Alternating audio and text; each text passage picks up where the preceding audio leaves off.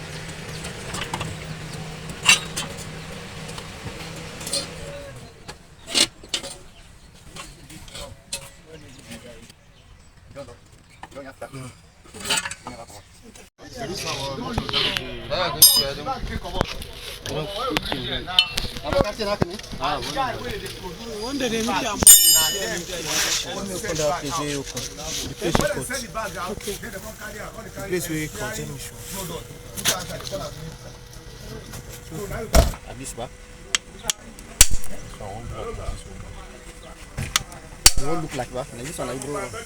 No, you aim it on so that. God bless you.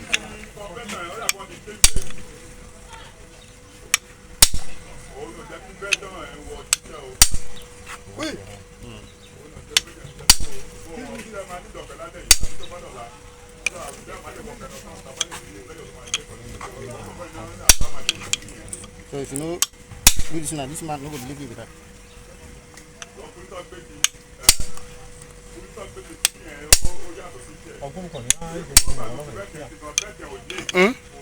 Ayonde. Oro ni makmani call on nyawiki ya travel. Ona kuma call me send a message na come send the picture. You know go me send me.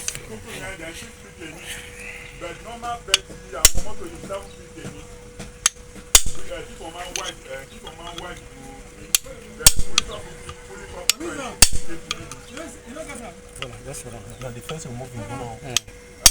Sorry. Let me cut that small. I will go down. Get up.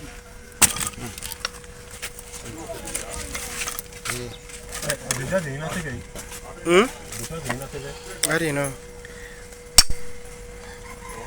I'm YouTube channel.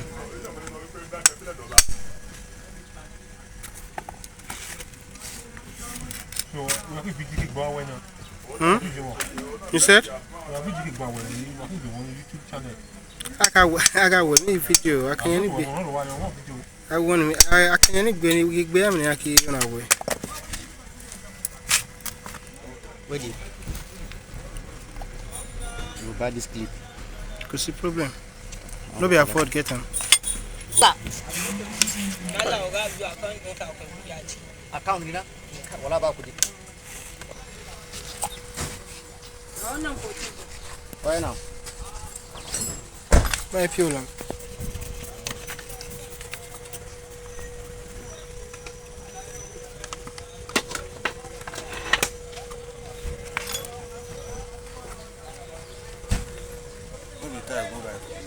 Nobody tired. Kai. Why you're not born guy? You're not born. Okay. Okay.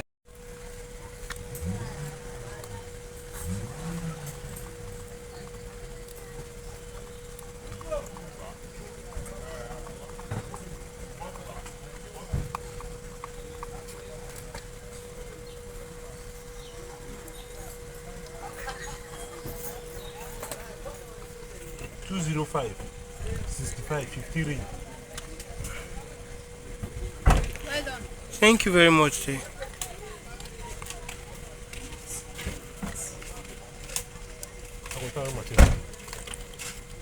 Doing anyhow.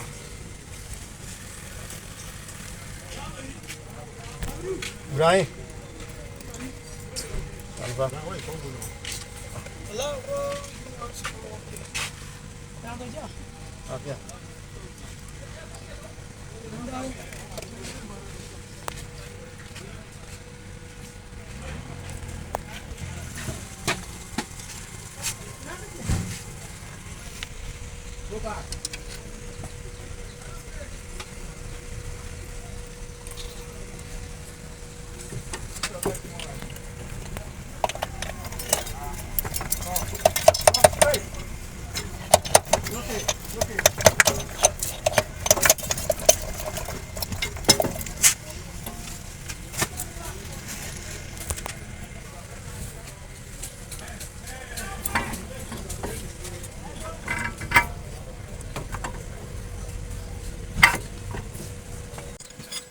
Anyway.